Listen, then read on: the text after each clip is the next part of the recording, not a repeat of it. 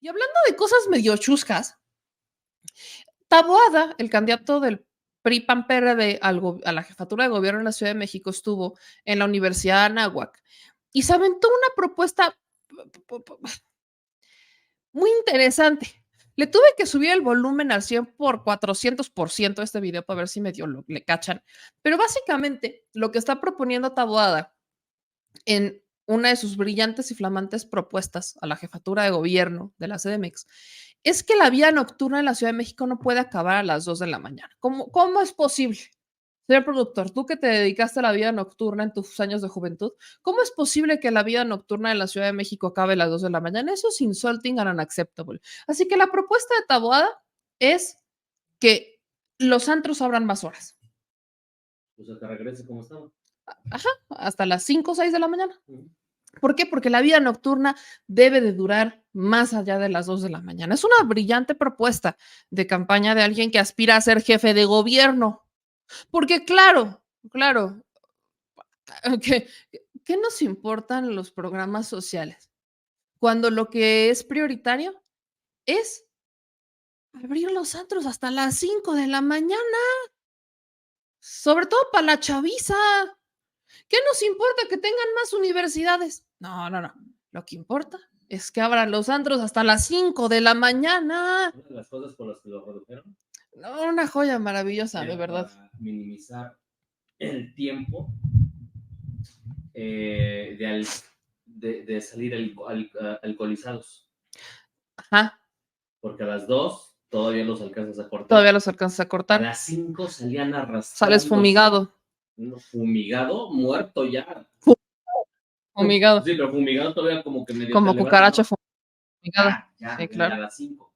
Y eso también fue en Ciudad de México a raíz de un incendio de una discoteca muy famosa y se acabaron las barras libres. Es correcto. Y se llamaba. ¿Hace cuánto tiempo fue eso? Olobombo, en el 2000. En el 2000, o sea, tiene 24 años. 4 años. 24 años que los antros en la Ciudad de México ya sufrieron una modificación. 24 años después llegó el héroe de la vida nocturna. Que a Harfush le decía a Batman, no, quítate que ya llegó Taboada. A salvar la vida nocturna. A salvar la vida nocturna de la Ciudad de México. Escuchen su brillante propuesta, son unos segundos y qué joya de verdad. Qué joya. Lo que pasa hoy es que estamos simulando. ¿Y en qué simulamos? Todo cierra a las 2 de la mañana. Y eso no pasa en nosotros. Yo lo que quiero es regular a mí. Y quiero pegar la vida nocturna a la apertura del transporte público. Quiero ampliar los horarios de noche. No se nos va a gustar. Quiero ampliar los horarios de la noche. Maravilloso. Digo, no, ojo, no estoy diciendo que esté mal. Habrá quienes, pues sí, sean. Por ejemplo, los que tienen el negocio de la vida nocturna. A ver, ¿qué tal las damitas de vida nocturna? Las damitas, damitos, damas, dama, damita, caballero, dames de la vida nocturna. ¿Pero qué? Ellos también estarían a favor de esa propuesta. Por eso, pero ellos podrían decir, bueno, aquí están en pachanga, les amplían los horarios, hay mayor clientela. Pues está bien. Digo, está bien, igual ellos dicen, chido. Pero eso no ha bajado, es separado. No, pero espérate, lo estoy diciendo porque, aunque sigan operando más allá de la vida nocturna de los antros y de la vida nocturna de los comercios, dices, hay más gente afuera. Los afters. Hay más gente afuera, pues hay más clientela de la usual. Eso es a lo que me refiero, hay más clientela de la usual, de los que ya saben, que uno, ya sabes, ¿no? La bronca es la doble moral del PAN. Esa es la bronca.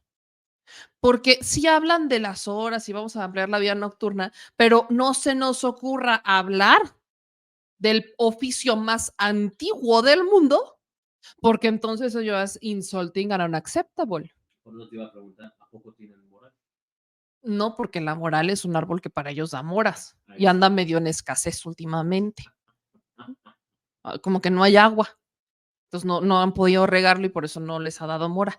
Yo sí veo que hay una cosa ahí muy interesante, pero también a quien veo que esta propuesta va muy bien dirigida es a los giros negros. Ya dejando un poco dejando un poco el cotorreo y la ironía, creo que esto está mucho más dirigido a los giros negros, a este sector que, pues que mueve muchísima lana, que es un sector que se ha rumorado mucho, ha favorecido a Sandra Cuevas, por ejemplo, ¿no? Comercialmente hablando, que ahí están, la ayudan demasiado, operan demasiado. O sea, también hay que hablar sobre los giros negros, que son los que pues sí piden tener mayor clientela o mayor apertura en los horarios, aquellos que también te cobran derecho de piso. O sea, por eso hablo de cuáles son las prioridades, porque no estoy diciendo que esté bien o mal la propuesta. Aparte se la está haciendo los jóvenes, a jóvenes universitarios, para que tengan una vida nocturna más sana. Ok, pero esa es una prioridad. O sea, neta, esa es una propuesta prioritaria para jefe de gobierno. Creo que estamos hablando de una ciudad que tiene muchas otras necesidades, sobre todo para los jóvenes, como más universidades, más oferta académica, que además tengan estos jóvenes empleos asegurados, que además tengan la posibilidad de vivir cerca de sus trabajos y que no les cobren una renta brutalmente espantosa, estrepitosa, por un cuartito de 2x2, agua, no sé, cosas que creo que son más prioritarias en cuanto a propuestas enfocadas hacia los jóvenes, espacios para el arte, la cultura, el deporte, que no solamente los privatices, sino que sean gratuitos, que sean públicos y que los puedas fomentar, que sean deportistas de alto rendimiento, qué sé yo. Me puedo imaginar muchas de estas cosas antes de promover el perreo toda la noche y perreo hasta el bajo porque a darle duro. No sé, cosas que uno me imagino, ¿verdad? Me imagino. No, imagínate. Supongo. Digo, ya, evidentemente no soy joven universitaria, ¿verdad? Pero los jóvenes creo que no están pensando en eso, seguramente. Los jóvenes soy puro bellacá, puro ponme Al rato reggaetón champán. al rato que se incrementen los accidentes, ahí van a decir. Pero también, o sea, sí, insisto, fuera de coto, lo que también hay que entender de esto es que las propuestas que están haciendo son propuestas muy enfocadas en lo que escuchan en las redes sociales. Están escuchando a jóvenes que quizás todavía no están politizados, que están muy enfocados o que le meten muchos likes, por ejemplo, a Bella Cat, ¿no? Que si nos ponemos a leer la letra, que con todo respeto, pues, volteas a ver la letra de las canciones de Bella Cat y dices, ay, mi madre. No, es que no, sí, pero es que no me estás entendiendo porque ya no eres chaviza, por eso no me entiendes. Pero si me traes a Nico, seguro me va a entender al 100%. La bronca es que estos chavos, pues sí se enojan cuando el antro se lo cierran a las 2 de la mañana. Es que todos. Entonces, ¿por qué me lo cierran a las 2? ¿Y de ahí qué pasa? Te vas a un after.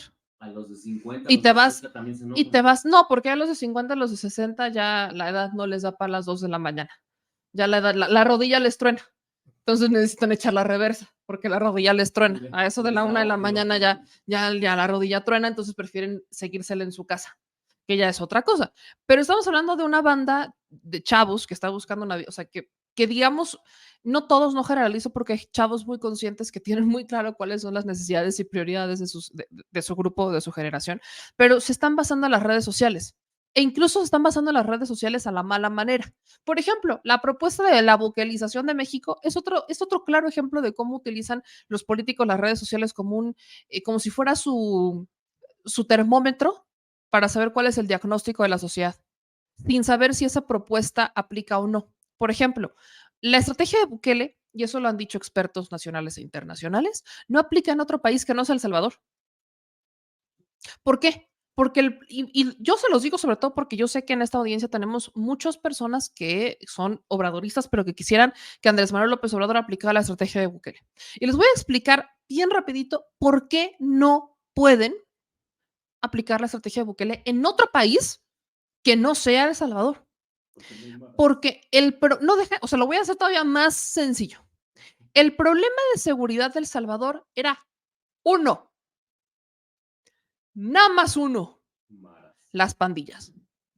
Nada más uno, pandillas. Pandillas que se dedicaban a la extorsión, al robo, a la generación de violencia, sí a violación, sí delitos, pero solamente era un grupo, los maras. Y además es una población de casi 7 millones de personas, que es más o menos la dimensión de Nuevo León.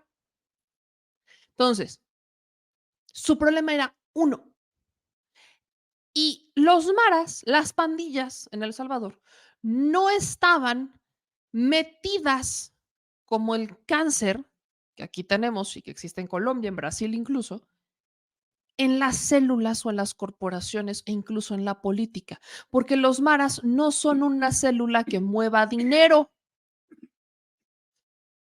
extorsionan, no son conocidos los maras por ser las cabezas del tráfico de drogas.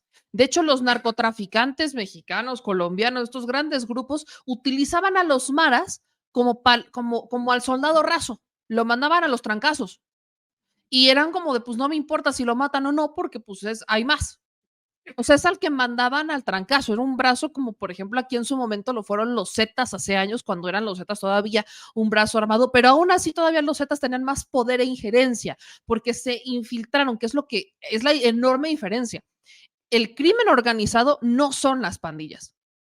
Las pandillas es otro boleto y por eso la estrategia de Bukele funcionó en El Salvador, porque su problema era uno, y porque no estaban infiltrados en las policías, en el poder judicial, en la política, porque los maras solamente eran pandilleros, no tenían un poder político o un poder económico como para infiltrarse dentro del poder, dentro de las policías, no tenían ese poder, no lo tenían y tampoco es como que les interesaba mucho.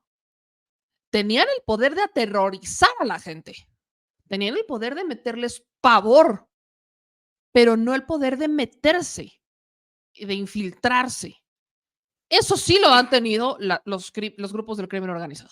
Eso sí lo tienen los grupos del crimen organizado y ese es otro boleto, porque es un problema de seguridad más profundo, donde abarca la corrupción, donde abarca cómo las células del crimen organizado han puesto y han quitado políticos, gobernadores, presidentes municipales, presidentes, donde estuvieron metidos hasta en la Secretaría de Seguridad Federal, con García Luna, por ejemplo, donde han estado metidos en el Poder Judicial, pagándole jueces. O sea, el poder del crimen organizado en México, en Colombia, en Brasil, es mucho más fuerte, incluso en Honduras y Guatemala, porque sus problemas ya están relacionados con otras actividades que ya no solamente son extorsión o robos o generación de violencia. Por eso es que la estrategia de Bukele solo funcionó en El Salvador, porque su problema era uno, y porque su población también es mínima. Nada más. Entonces, quizás no han dimensionado algunos que han pedido que México se vuelva como Bukele o aplique esa estrategia porque simplemente no funciona. Y les he puesto varios ejemplos. La estrategia de Bukele es muy simple, es un estado de excepción, espionaje constante, incluso a periodistas, y esto es conocido. 1 de cada 45 adultos en El Salvador está en una prisión, torturas a las personas que están encarceladas, detenciones sin tener que justificar, sin tener que dar explicaciones y sin tener que hacer investigación, detenciones arbitrarias al por mayor. Y eso ha generado, por supuesto, terror en toda una sociedad, porque si tú tienes tatuajes, cumples con los requisitos, te juntas con otras personas que tienen tatuajes, muchos tatuajes, en la vía pública y aparentemente de lejos pareces Mara, te van a detener así estés comiéndote una paleta. Y no te van a investigar y no van a preguntar por qué. Solamente te van a detener, te van a meter una presión y tampoco sabes por cuánto tiempo. Eso es lo que ha generado Bukele. En El Salvador, eso es aplaudidísimo. Aunque ha violado derechos humanos, no les ha importado en lo más mínimo, pero eso es aplaudido en El Salvador. ¿Por qué? Porque les funcionó, porque sí hubo una reducción drástica en la violencia, porque sí hubo una reducción drástica en los delitos. O sea, hoy El Salvador es mucho más seguro. Hoy la gente en El Salvador puede cruzar parques que antes no cruzaba porque estaban secuestrados por las pandillas. Pero estamos hablando, e insisto, de pandillas. Si el problema de México fueran exclusivamente las pandillas, no, hombre, esto se hubiera solucionado hace muchos años. Pero no, nuestro problema de seguridad es mucho más robusto. Entonces, pongo esto como ejemplo para que me entiendan por qué cuando escucho a Xochitl Gálvez decir que quiere meter una mega prisión súper segura y súper aterrorizante que le meta miedo a los criminales simplemente por el hecho de existir, volteas y dices, es que esto no te va a funcionar. Tienes más de 300 penales en todo México, 15 de ellos son federales, uno de ellos es el penal del Altiplano, que es el de máxima seguridad, y de ahí también se han escapado. ¿Por qué? Porque la corrupción está hasta en los policías que están allá adentro, entre los custodios, hasta entre los que gobiernan las cárceles. ¿De qué me estás hablando? ¿Quieres crear una nueva? Y luego tienes a un Movimiento Ciudadano que abiertamente dice que quiere aplicar la estrategia de Bukele, pero con derechos humanos. A ver, no puedes hablar de la estrategia de Bukele y decir derechos humanos, porque entonces ya no es la estrategia de Bukele. La estrategia de Bukele, su principal eje es no respetar derechos humanos, es investigar, es espiar, y sin preguntarte si quieres o si agua va, declaró un estado de excepción. Pero ¿por qué están haciendo esas propuestas así, a la ligera? Porque en las redes sociales hay gente que este conocimiento no lo tiene y que te dice que quiere que México aplique la estrategia de Bukele. Si a alguien se le aplicara, se le ocurriera aplicar la estrategia de Bukele en otro país que no sea El Salvador, en vez de resolver el problema, lo van a empeorar. Y eso es lo que no se ha dimensionado. Entonces, cuando escucho, por ejemplo, a de Taboada decir que vamos a ampliar los horarios de los antros, vamos a ampliar la vía nocturna, pues dices, ajá, ¿cuáles son tus razones? Para, dónde, cuándo, cómo y por qué. ¿Cómo le vas a hacer? ¿Por qué? ¿Cuál es la? O sea, ¿eso entra en un orden de prioridad? ¿En qué se basa? Pues en que hay muchos chavos que quieren bailar en la vía nocturna y que, por ejemplo, piénsalo, muchos estuvieron encerrados en el periodo de COVID. Estuvieron encerrados en periodo de COVID y hoy lo que quieren es salir, respirar, vivir, festejar porque creen que 2 años de su vida encerrados les van a coartar toda su juventud, ¿no? Entonces, claro, ¿y por qué? Porque quieren ese voto, porque quieren a fuerza el voto joven, están desesperados por ese voto. Hoy el voto, de por sí siempre, no nada más es de hoy, pero el voto más ambicionado es el joven. De los que van a votar por primera vez. ¿Por qué? Porque creen que los engañan bien rápido. Porque no están politizados, porque no les interesa, porque ellos están en otras cosas, porque ahorita es mejor la música, porque ahorita les interesa más el influencer que se echó pedos en un programa de YouTube y entonces les dio mucha risa y generó muchísimos likes y entonces estuvo chido. O sea, prefieren 1000 veces ese tipo de contenido algunos jóvenes, entonces ellos van a votar esta elección también. Y ahí es a donde van con estas propuestas que piensan van a influir en conseguir uno que otro voto. Es literalmente lo que está pasando.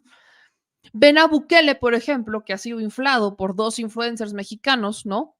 Berto y Luisito Comunica. Luisito Comunica y Berto tienen millones de seguidores que no se dedican a nada de política, pero al único político que han entrevistado, no es cierto, son 2, es a Vicente Fox y a Nayib Bukele.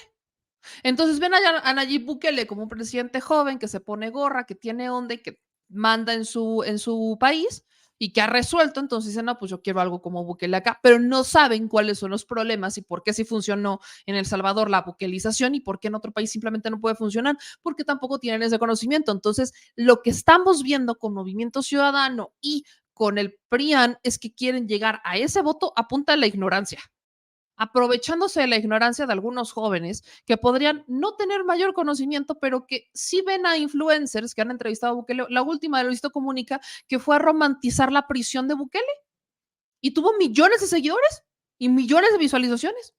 Lo monetizaron un chingo.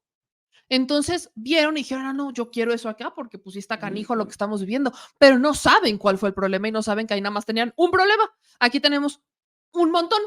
No hay más, o sea, dejen ustedes las pandillas. Tenemos a los criminales cortos, medianos, largos, a las células armadas, al que es el brazo armado, al que es el brazo operativo. Tenemos a los que están infiltrados con los políticos, a los que están infiltrados con los gobiernos. O sea, tenemos todo un grupo criminal choncho poderoso que no solamente se concentra en México o en un territorio, sino que tiene poder internacional. Tienen poder internacional. El cártel de Sinaloa en Europa, en Medio Oriente, o sea, tienen poder en todo el mundo. Los maras no. Los maras literalmente eran como los soldados de los grupos criminales a los que mandaban a hacer el trabajo sucio, a matar, a asesinar, a descuartizar. Eran los peones. O sea, los maras eran los pandilleros, eran los peones. No tenían corazón, sangrientos, van y hacían el trabajo sucio, pero no tenían esa capacidad operativa, financiera, técnica, política que sí tienen los grandes capos. Esa es la diferencia. Y eso creo que vale la pena comunicárselo a los jóvenes de hoy, porque podrían irse con la finta quizás de que la buquelización es una gran idea y hay propuestas que quieren llegar a esos jóvenes sin siquiera saber cuál es la realidad de los países y que no podemos aplicar todas las estrategias nada más porque pues, se nos ocurre y porque viva México, ¿no? Hay nada más como un poco para la reflexión, básicamente.